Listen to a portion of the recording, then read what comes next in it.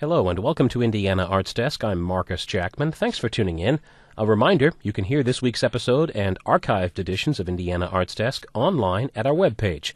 Go to bsu.edu/IPR and click on Indiana Arts Desk. The arts calendar is also online, pictures of our staff, some links to recent story information, and you can email your suggestions as well.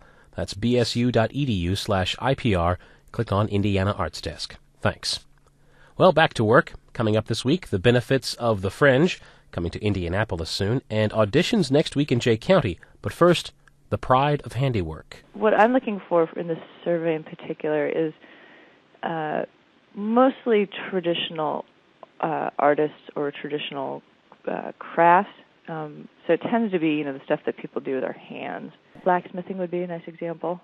That's sort of a traditional art form or a traditional craft.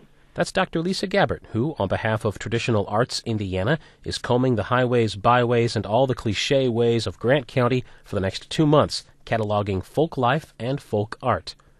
TAI is dedicated to preserving and promulgating the works and crafts that Gabbert describes. She says the work makes her appreciate how people everywhere are creative and artistic in their everyday lives. People may not, at first think of someplace like Grant County as having a wealth of cultural resources. They might think, if you want culture and art, you go to Indianapolis. And they may not think of other places in the state.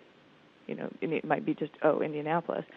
But if you, really look closely at what people actually do, that's absolutely not true. Any place you go in the state, including Grant County, will have lots of people doing creative things.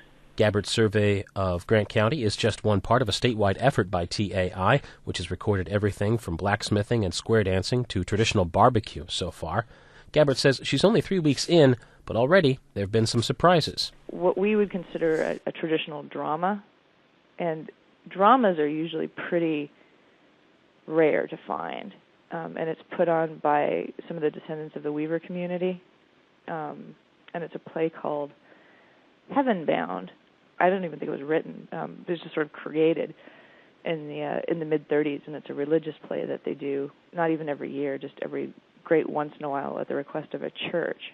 And some of the people involved in it have been involved in the play since the 30s and sort of played the same characters over and over again. And TAI is building a statewide searchable database, and Gabbert will craft perhaps 15 mini-documentaries and photos and interview to help create public educational programming based on local craftspeople.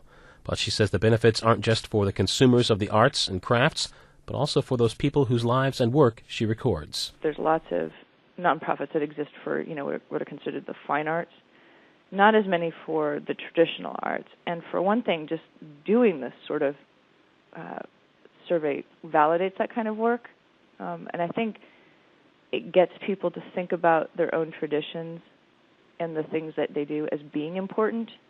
If you get a call from somebody saying, hey, I'd like to interview you and take some pictures for, an archive and for educational purposes, that person's going to think, this thing is interesting and important not just to me, but to other people as well. Dr. Gabbert can be reached at 765-668-2900, extension 131, in the Marion Public Library. For people who wish to suggest a person or group to be included in the database, you can visit Traditional Arts online at indiana.edu/tradarts. That's indiana.edu/tradarts. Or, if you're not sure how to find the tilde on your keyboard, go to ArtsDesk online at bsu.edu and check the links on the Indiana Arts Desk page.